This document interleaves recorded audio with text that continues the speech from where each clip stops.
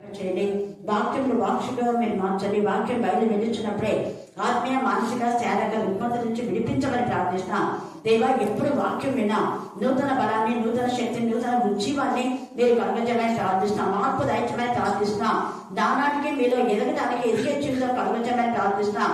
నిర్మలమైన పాల్వలను ఉదయ స్నానం చేయబడడానికి ఆత్మకు, మనసుకు, శరీరైన కల్మషం నుండి మీరే ప్రతి బిడ్డను పవిత్రంగా చేయమని ప్రార్థిస్తున్నాం. నమ్మదగిన దేవా, పరిశుద్ధత నుంచి అతి పరిశుద్ధుడికి మేము నడిపించమని ప్రార్థిస్తున్నాం. ప్రతి దినం నూతనత్వాన్ని మీరు కలుగజేయమని ప్రార్థిస్తున్నాం. నూతన హృదయాన్ని మీరు కలుగజేయమని ప్రార్థిస్తున్నాం. రాత్రి కూడా లయపరచని ముఖ్యంగా లాంటి హృదయాలతో మీరు మాట్లాడే దేవుడుగా ఉన్నందుకు మేము స్తుతిస్తున్నాం. ఎవరి పాపం వాళ్ళని పట్టుకోనక ముందే దేవా, చెడులను ఆశ్రయించుకొని విసర్జించి దేవా వాటి నుంచి విడుదల పొంది ఇక మీద చేయకుండా ఉండే జ్ఞానం కలుగ చేయమని ప్రార్థిస్తాం. మీ సన్నిధిలో మేము చేసిన నిబంధనలకు నాదరి కట్టుకొని నిబంధన జనులుగా ఉండటానికి మీ కృపాసనం దయచేయమని ప్రార్థిస్తాం. దేవా, ఈ వాక్యం అందరి జీవితాల్లో మీరు పరిపచేస్తున్నందుకు నేను స్తుతిస్తూ బొమ్మలు మాటలను మీ చేతకే సమర్పిస్తూ చిన్న బిడ్డల అనుదినము వాక్యం ద్వారా ఎంతగా ఎదుగుతున్నారు, పాడుతున్నారు. దేవా, చక్కగా నేను కనపరుస్తున్నారు తండ్రి. ఆత్మతో సత్యంతో ఆరాధించేటటువంటి మనసు చిన్న వయసులో బిడ్డలకు మీరు ఇచ్చినందుకు మేము స్తుతిస్తూ ప్రార్థిస్తున్నాం తండ్రి. ఆమేన్, ఆమేన్, ఆమేన్. దేవుని మహిమపరుస్తున్నారు, స్తుతిస్తున్నారు. ఇంత చిన్న వయసులో వారి పాటలు దేవునికి ఇంపైన శ్వాస యాగం అన్నారు. చూడండి ఎంత చక్కగా, దాదాపు 10-11 మంది ఏక కంఠంతో, పెద్ద ప్రాక్టీస్ కూడా వాళ్ళకి లేదు.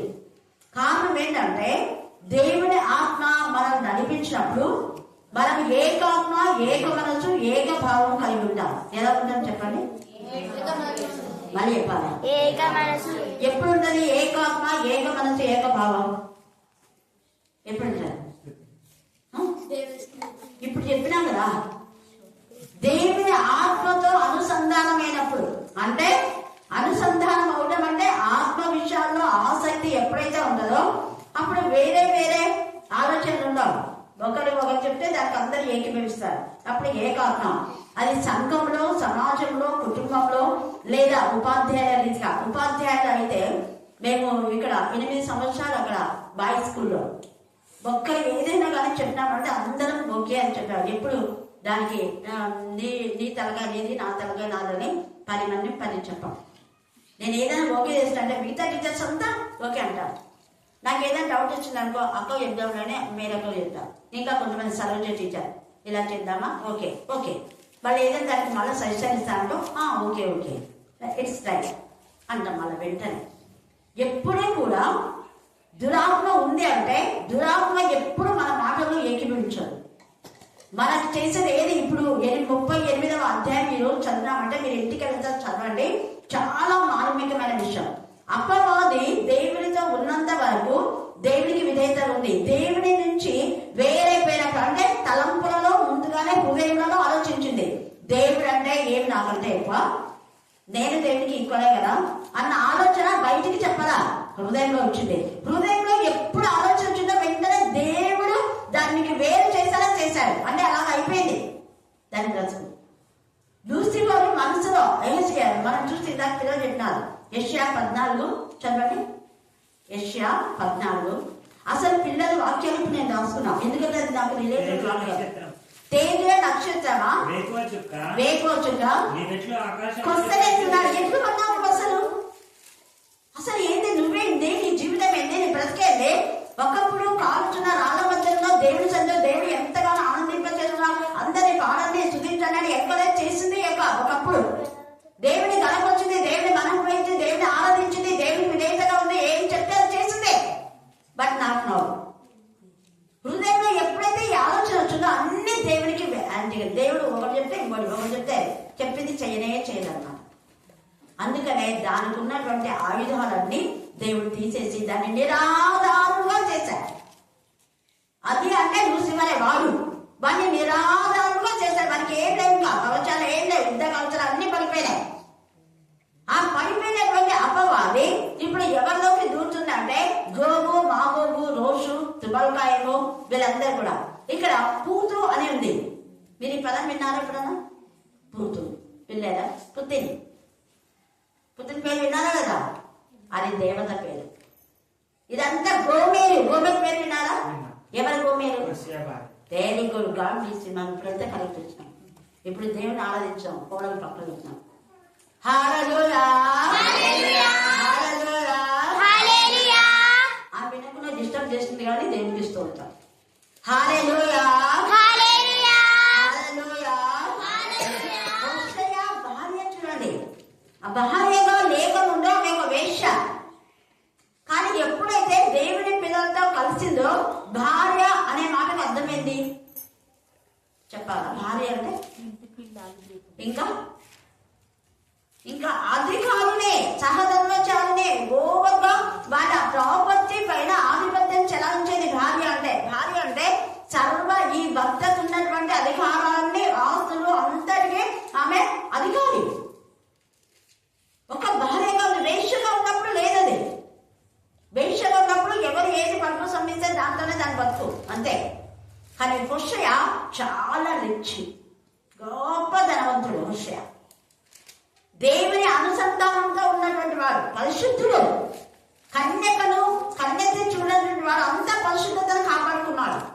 నువ్వు వెళ్ళి వేశ్య జీవితంలో ఉన్నటువంటి గోమేను చేసుకో అంటే, ప్రభువా నేను ఎంత పరిశుద్ధంగా ఉన్నాను కదా, బాల్యం నుంచి ఎట్లా పోలా నేను ఆమెను చేసుకుంటే నాకు ఎంత చెడ్డ పేరు కదా అన్నాడా?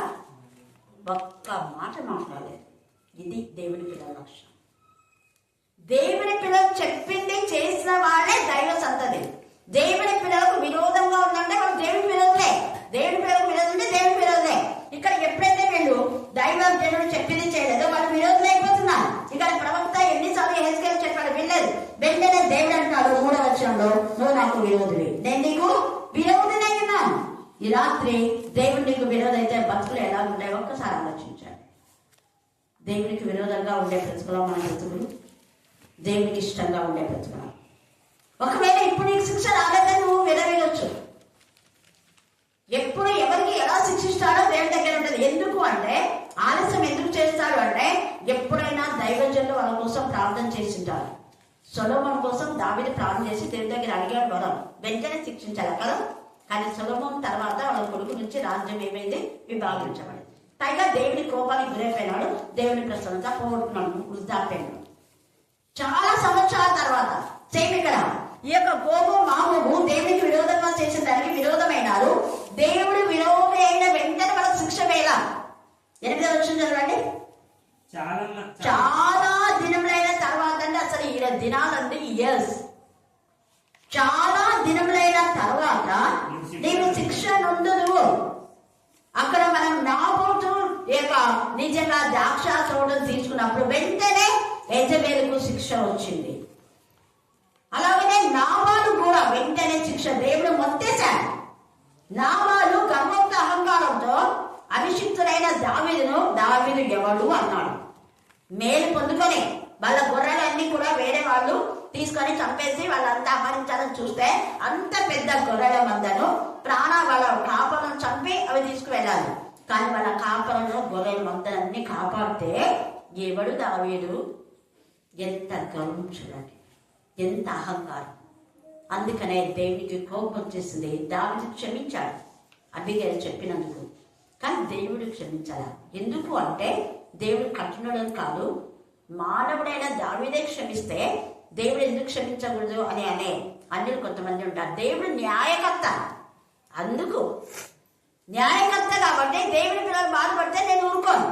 నేను ఒక వాగ్దానం చేస్తా కదా, నన్ను ముట్టివాడు తన కనుగుడ్డిని ముట్టివాడుగా చేస్తా. నా పిల్లలంతా నా కళ్ళలో ఉన్నాను, నా కన్నడైతే నా చేతులు ఎప్పుడు నేను చూసా. చూడుము నా అరచేతుల మీద నిన్ను చూడుము చూడుము చూడుము చూడుము 24 గంటలు నేను వాళ్ళని చూసుకుంటా ఉంటా. వాళ్ళు ఎవరైనా ఆన్ చేసినట్టు అయిపోయి వాళ్ళు పట్టుకుని మనిషి ఆ రోజు రాకపోవచ్చు. ఎందుకంటే ఏదైనా ప్రార్థనలో వాళ్ళ గురించి ఏదైనా వాగ్దానం దేవుడించుంటే కొంచెం క్షమిస్తాను.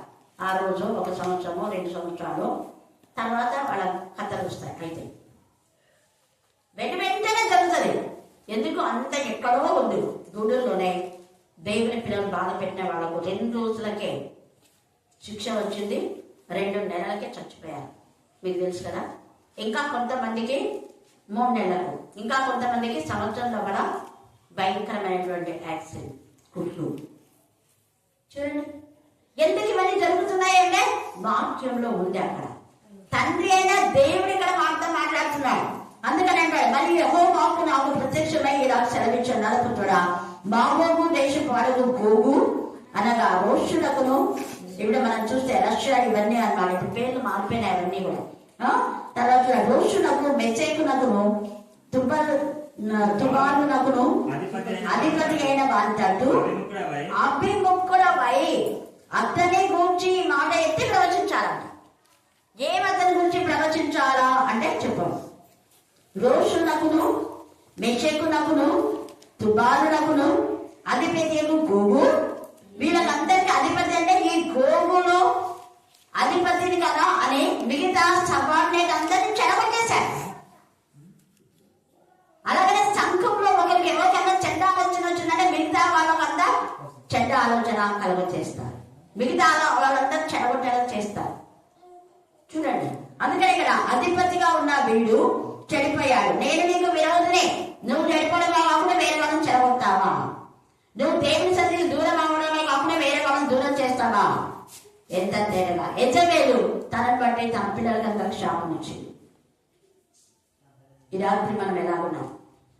హామాను బట్టి, హామాను కుటుంబానికి ఇలా చెప్పుకుంటూ పోతే చాలా నిపలను బట్టి మొత్తం దేశానికి, ఐగుప్తు దేశానికి శిక్ష.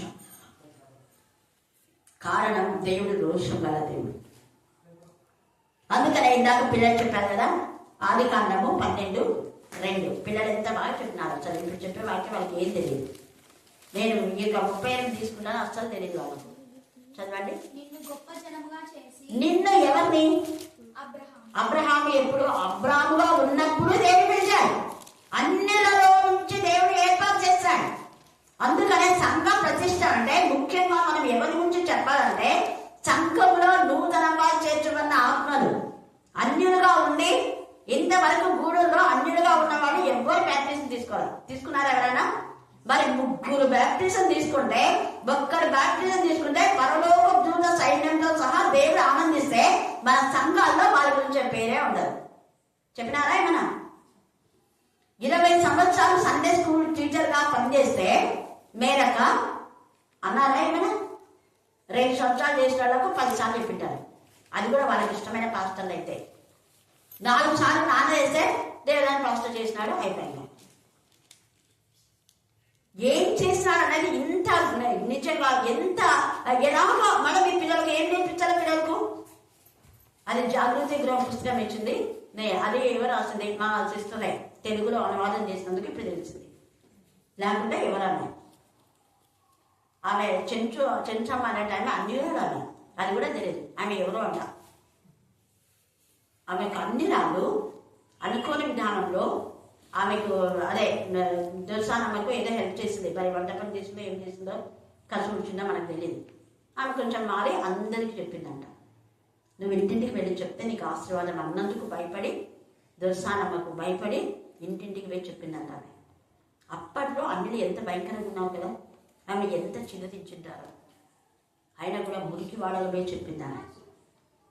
ఆ తర్వాత మరలా అన్యులు దేవుని మందిరంకి వచ్చింది అక్కమ్మక్క కుటుంబం. ఎంత దేవుని స్తుతించాలా! అలా మారిన ఆ అన్యులకు ఖచ్చితంగా బైబిల్స్ ఇవ్వాలి సంఘం. మన స్త్రీల సమాజం తరఫున మనం ఇచ్చాం. హల్లెలూయా, హల్లెలూయా. సంఘము అభివృద్ధి చెందిన దాన్ని బట్టి చెప్పాలి. చెప్పకపోతే దేవుడి లెక్కలు ఉంటాయి. ఇక్కడ అంటున్నాడు, అబ్రహామును అక్కడి నుంచి పిలిచాడు, వచ్చాడు, దేవుని మాట విన్నాడు, అందుకనే ఆశీర్వాదం. 2వ వచనం, నిన్ను ఆశీర్వదించి. ఎందుకు ఆశీర్వదిస్తున్నాడు అబ్రహాం అంటే అంత వదులుకొని దేవుని పైన ఉన్నాడు కాబట్టి. మళ్ళీ వాళ్ళ అమ్మ ఇంటికి వాళ్ళ నాన్న ఇంటికి పోతాను అన్నాడా? అబ్రహాం పోయినాడా? లేదు. అందుకనే ఆశీర్వాదం. నువ్వు మళ్ళా మీ అమ్మ ఇంటికి, మీ నాన్న ఇంటికి, మీ వాళ్ళు ఏమేమో చేస్తే దాళ్ళ ఇంటికి నువ్వు పోయినావు అనుకో, అక్కడ ఓర్పాకు వచ్చిన బతికే. ఓర్పా పేరు మళ్ళా ఉందా? లేదు. నాశనమే కాదు. అదే రూతు ఇశ్రాయేలు దేశానికి వచ్చింది. నయోమి తప్పు చేసింది, ఒప్పుకుంది, వచ్చి నీకెప్పుడు పోరా? మానవ నైజం తప్పు, కానీ దేవుడు అన్నాడు వాళ్ళ వైపు తిరిగి తప్పు ఒప్పుకుంటే క్షమిస్తాడు. పేతురు ఏసై వైపు తిరిగి తప్పు ఒప్పుకున్నాడు. ఏసై కూడా పేతురు చూశాడు. ఇస్కరియోతు యూదాను చూడలేదు. ఇస్కరియోతు యూదా రాలేదు, ఒప్పుకోలేదు కూడా. వచ్చి ఉంటే పశ్చాత్తాపం దేవునికి నచ్చదు, అది వేషధారణ అవుతుంది. ఆ డబ్బులు తెచ్చాడు, కుమ్మరిచ్చాడు, అయిపోయి ఇవెందుకు మాకు అన్నాడు. నువ్వు అంతగా నీ బతుకును సరి చేసినటువంటి యేసయ్యకు నువ్వు వెనుకోటు పొడుచుకోవాలి. నీ డబ్బులు మాకెందుకు అన్నాడు. ఉరి వేసుకొని చచ్చాడు. కారణం నిజమైన పశ్చాత్తాపం లేదు. అబ్రహాము ఎప్పుడు పోలేదు, ఎప్పుడు దేవుని స్తుతి, దేవా ఎక్కడో బొమ్మలు అమ్ముకునే నా బ్రతుకును ప్రతి దినం దేవుని గుర్తు. అందుకనే ఆశీర్వాదకరంగా అతను ఆశీర్వదించబడ్డమే కాదు, అబ్రహాంను బట్టి అనేకులు ఆశీర్వాదకరంగా చేశాడు. అబ్రహాంతో ఉన్నంత వరకు అబీమెలెకు కుటుంబం ఆశీర్వదించబడింది. అబ్రహాం ప్రార్థన చేస్తేనే కలలో అబీమెలెకు కనిపించాడు, కానీ దేవుడు ఆశీర్వదించడా? అబ్రహాము ద్వారానే. నేను ఎన్నుకున్నాను అబ్రహాంను. అబ్రహాం అంటే నా ప్రతినిధి. నేను ఏం దాచను అబ్రహాంకు. నా చిత్తాన్నంతా కూడా అబ్రహాము ద్వారా నెరవేర్చుకుంటా. అబ్రహాము ద్వారానే నీకు పిల్లలు. నీ కల్లో కనిపించినాను కదా దేవా, ఇక నా యొక్క భార్యలో పనివాళ్ళ గర్భాలు తెచ్చడం లేదు. అది యోగు దగ్గర నిజంగా దగ్గరికి పోయి క్షమాపణ చెప్పి ఎట్లా ఇస్తేనే మీ ప్రార్థనకు జవాబు దక్కుతలేదు. ఎంత బాగా ఇక్కడ కూడా అబ్రహాముతో ఉన్న వాళ్ళకు మాత్రమే ఆశీర్వాదం. అనేక జనులు నిన్ను శపించే వాళ్ళని నేను శపిస్తాను. శాపాలు ఉన్నాయా, ఆశీర్వాదాలు ఉన్నాయా?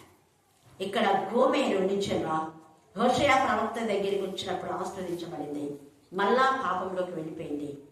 అక్కడ తెలిసింది దానికి అర్థం. అప్పుడు హోషేయ దగ్గరికి వచ్చి ఇంకెప్పుడు పాపం చేయలేదు. ఒక్కసారే దేవుడు క్షమిస్తాడు. పదే పదే తప్పు చేయడం క్షమించడం కుదరదు. అది ఒకసారి వెలిగింపబడి పడిపోయిన వాడిని గుణపరచడం అసాధ్యం. అంటే వాళ్ళకి ఇంకా తెలుసు, వాక్యం తెలిసి వాళ్ళు పడిపోతే బుద్ధిముక్తంగా పాపం చేశాడో క్షమాపణ లేదు. ఇక్కడ లేదు, అక్కడ లేదు.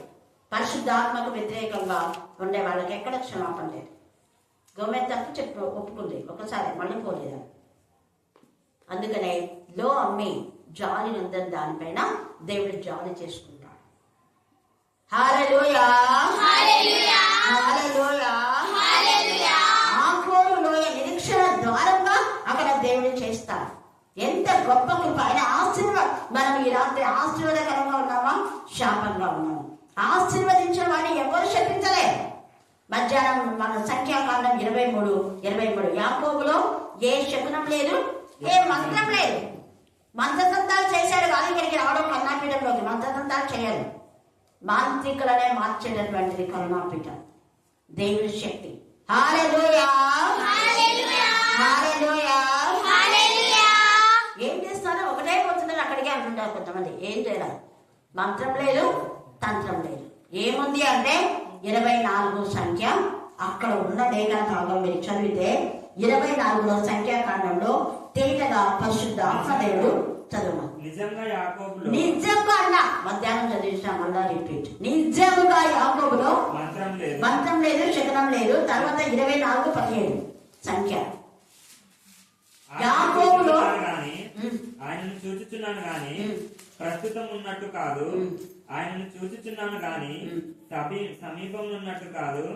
నక్షత్రం యాకోబులో నుంచి ఉదయించును. అది నీకు నక్షత్రం అంటే వెలుగు, ప్రకాశించేది. నక్షత్రాలు నడుస్తాయి, నక్షత్రం నిరంతరం ప్రకాశిస్తాయి. సూర్యుడి చంద్రుడు లాగా. సూర్యుడి చంద్రుడు ఒక సమయంలో ఉంటాయి, ఇంకో సమయంలో ఉంటారు. నక్షత్రాలు అలా కాదు, నిరంతరము ప్రకాశిస్తారు. బుద్ధిమంతులైతే అనేక మందిని దేవుని వైపు తిప్పి వాళ్ళు ఆకాశ జ్యోతుల్లాగా వాళ్ళు వెలుగుతారు.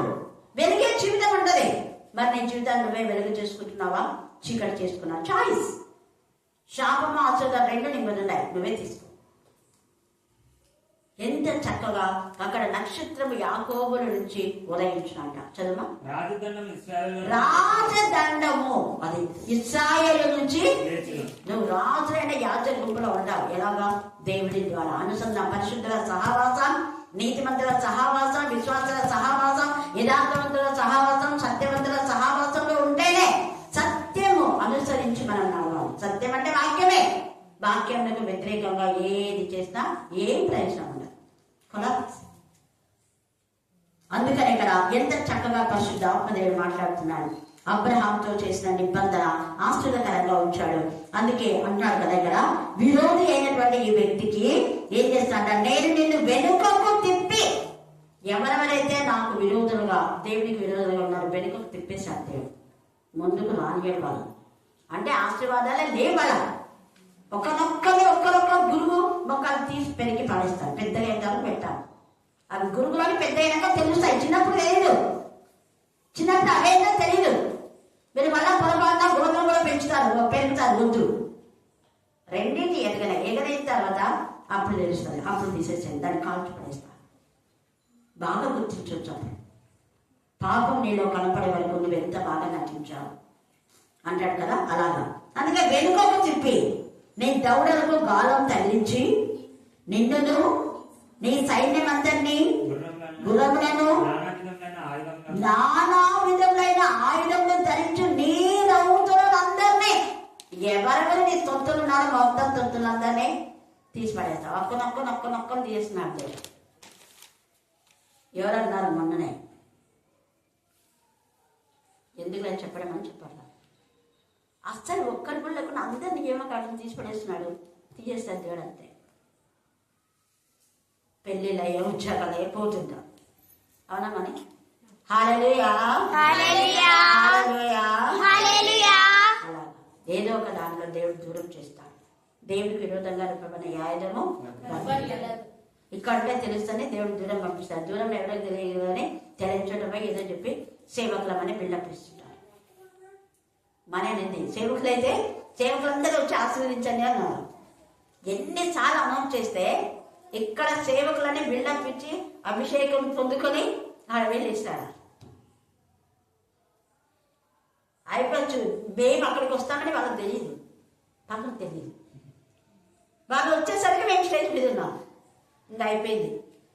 చెమటలు పడుతున్నాయి. ఎందుకు నేను చెప్తున్నా అంటే, అదేంటి నేనన్నా ఆశతో. ఏంటి ఆశ అంటే, అవునాక ఇంత తెలుసుకున్నాను. అదే ఆయనకే సరిగ్గా రాదు కాబట్టి ఇచ్చిందండి అన్న. డబ్బు కోసం ఎవరికైనా ఇస్తానులే అభిషేకం. అది మళ్ళీ ఇచ్చింటారు కొంతమందికి. అలాగనే గురువులు అంటే అక్కడంటే ఇక్కడంటే ఇస్తుంటారు. డబ్బు కోసము ఆర్డినేషన్ ఇస్తారు. అది నిజమైన ఆర్డినేషన్ కాదు. దేవుడు ఒక్క రోజు లెక్క ఉంటాడు. ఇప్పటికేం కాదు, తర్వాత అయితే చాలా దినం లేదా చాలా సంవత్సరం అయిన తర్వాత దేవుడు బోధగా ఉండద్దని అంటే మీరు బోధగా పిడబడతారన్నప్పుడు వరుసగా పెట్టి మాట్లాడతాను. నేనన్నా మంచిదేలా ఇచ్చింది, ఎక్కడికో చోట పడింటారు. నేను వీడ పాడు చేయకుండా ఎక్కడికో పాడు చేస్తే మంచిదే కాదు. తర్వాత దేవుడు ఎప్పుడోసారి మళ్ళీ మాట్లాడతాడు. హల్లెలూయా చూడండి, నేను నిన్ను వెనుకకు తిప్పి నీ దౌడలకు గాలంను తగిలించి ఊరే పోకుంటే దేవుడు ఏం చేస్తాడ, గాలం వేసి లాగుతాడు. పో అంటాడు, పోరు. చెడగొట్టేటటువంటి అపవాది పోడు. 2 సార్లు ఏసైనా శోధించాడు. 3వసారి ఏసై ఎన్నుకున్నాడు. ఏమన్నాడు? బతలేదా అన్నాడు. గద్దించాలి దాన్ని. ఊరికే పోకుండా ఇంకా ఎక్కి కూర్చుంటుంది, మనకు నెత్తి మీద ఎక్కి కూర్చుంటుంది. అప్పుడు గద్దించగా వాడు తల ఉంచుకొని పోయినాడు. ఇంకా తర్వాత తోసేసినాడు అక్కడి నుంచి. పరలోకం నుంచి ఏసయ్య జనన మరణ పునరుద్ధరణ తోసి పడేసినాడు దాన్ని. ముక్కుకు గాలం వేసి చూడండి, నీ దౌడలకు ఒక చోట ముక్కు అంటాడు, ఇంకో చోట దౌడలకు గాలంలో తల్లించి నిన్ను నీ సైన్యమంతనే నీ తొత్తులు ఎవరున్నారు మొత్తం తొత్తులందరినీ తీసి పడేస్తాడు దేవుడు ఊరుకోడు. రోషం వల్ల దేవుడు ఆయన. హల్లెలూయా హల్లెలూయా. తర్వాత చూడండి ఏమంటున్నాడు, నానా విధములైన ఆయుధములు ధరించు నీ రౌతులందరినీ. నీ ఆయుధాలన్నీ కూడా వాడు నిరాదాయుడు కొనసైలో ఉంది. వాడికి ఆయుధాలు లేవు, తీసేస్తున్నాడు దేవుడు. దాళ్లను ధరించి ఖడ్గములు చేత పట్టుకుని వారినందరినీ మహాసైన్యంగా బయలుదేరదీచెదను. నీతో కూడిన పారసిక దేశము నీతో కూడిన. అందుకనే యెహోషాపాతును దేవుడు గద్దిస్తాడు. నువ్వెందుకు అన్యులకు సహాయం చేశావు, అందుకనే నీ ఓడలన్నీ పగిలిపోతాయి, మొత్తం నాశనం అయిపోతుంది. యెహోషాపాతు అన్యుడైనటువంటి వాడు అన్నే స్త్రీని చేసుకున్నటువంటి అహాబుకు సహాయం చేస్తే వియ్యముతాడు. అందుకే నీకు ఈ శిక్ష. రాజుల్లో తేటగా రాయబడింది, దినవృత్తాంతంలో కూడా మీరు తర్వాత చదువుకోండి. అన్యులతో సహవాసం చేస్తే మనం దేవుని గురించి చెప్పి వాళ్ళని దేవుళ్ళకి నడిపించాలి. కానీ వాళ్ళ అన్ని విధానంలో మనం వెళ్ళిపోయినాము అంటే భయంకరమైన ఉగ్రత. అన్యులు అంటే కేవలము యూదులు కాని వాళ్ళు మాత్రమే కాదు, యూదులు కాకపోయినా దేవునికి భయపడిన అన్యులు చాలా మంది ఉన్నారు.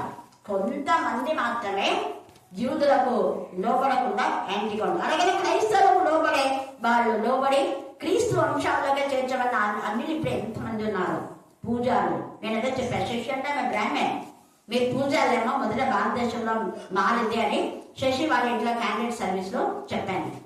దేవుడికి మహిమకరంగా బ్రాహ్మణ్ ఆమె మీ వాళ్ళ ఎక్కువగా మారినంటే అవునాక వాళ్ళ భర్తతో నేను చదివించిన కలెక్టర్ మేడం తమ్ముతోని వాక్యం ఎంత బాగా చదివినాడు ఉంది కదా మీకు పెట్టినాను. శశి కృష్ణ ఇక్కడికి వచ్చారు ఒకసారి వాళ్ళు. దేవునికి మహిమకరంగా ఒక బాబు తప్పిపోయినాడని చెప్పినాడు, ఆ బాబే వాళ్ళ బాబే. ఇప్పుడు అయిపోయింది ఎంబీఏ కూడా అయిపోయింది. హల్లెలూయా హల్లెలూయా.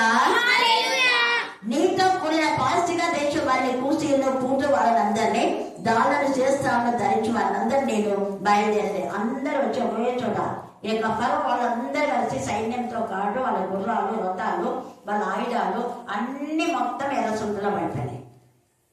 ఒక్కరు కూడా ఉండద్దు, అందరూ ఇస్రాయల్ అంతా నాశనం చేద్దామని కొంతమందిని తీసుకొని పోయేవాళ్ళు, వేరే వేరే వాళ్ళతో యుద్ధం చేస్తారు. కానీ ఇప్పుడు ఇస్రాయల్ నాశనం చేయడానికి మొత్తం వచ్చా, మొత్తం పోయినాడు, అందరు చచ్చారు, ఎవ్వరు లేరు.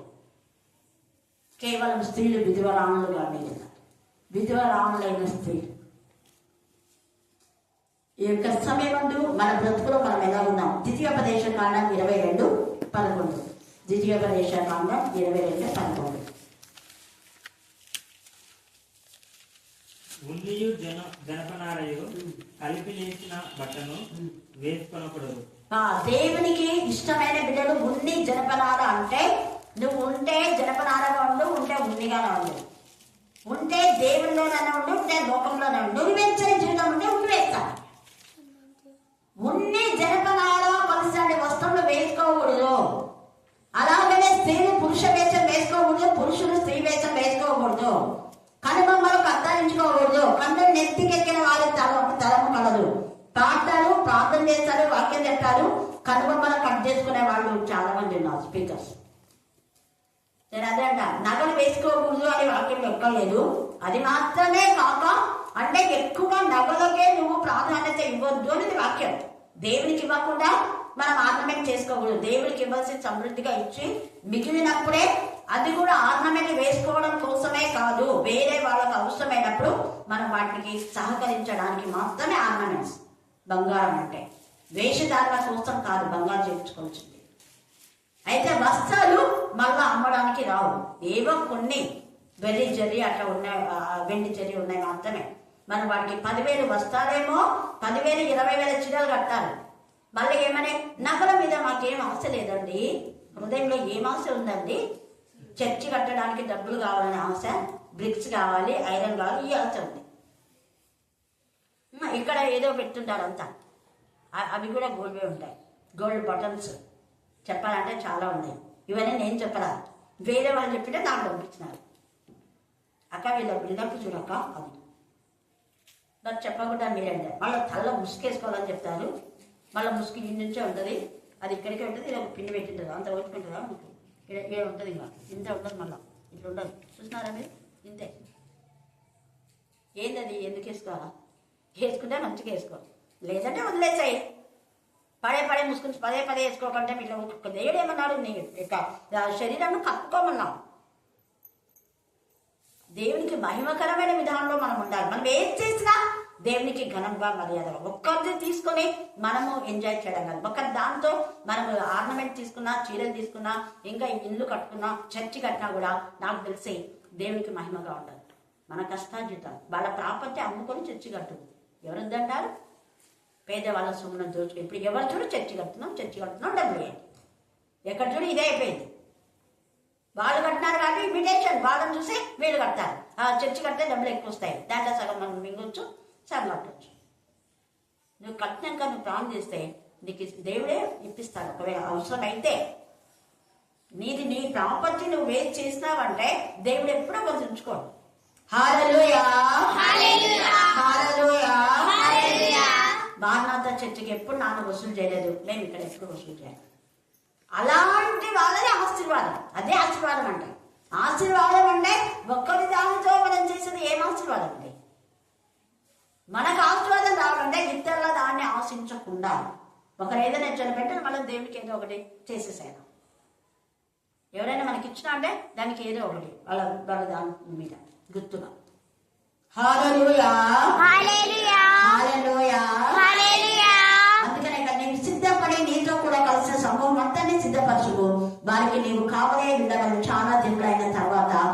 శిక్ష నందుదు. ఇప్పుడు రాకపోయినా ఏదో ఒక రోజు శిక్ష వస్తుంది. శిక్ష రాకముందే పేదలు ముందే పశ్చాత్తాపన్నాడు. ఇస్కరియోతు యూదాలా కాదు. ఒక్క నిమిషమే యేసయ్య అంటే ఎవరో చెప్పినందుకు చచ్చిపోయి వరకు కుమిలి ఏడ్చారు. కాబట్టి మనం చేసిన మేలను మరొక దేవుని స్తుతిస్తే మనం దేవునికి విరోధులుగా ఉంటాం. దేవుడు మనకు విరోధి అయితే మనం బతుకులు నాశనం. అలా కాకుండా దేవునికి ప్రశస్తమైన బిడ్డలుగా ఉందామంటే చాలా ఉంది, టైం లేదు. దేవుడు ఈ లేఖన భాగాన్ని దీవించి ఆశీర్వదించుగాక. ఆమేన్, ఆమేన్, ఆమేన్.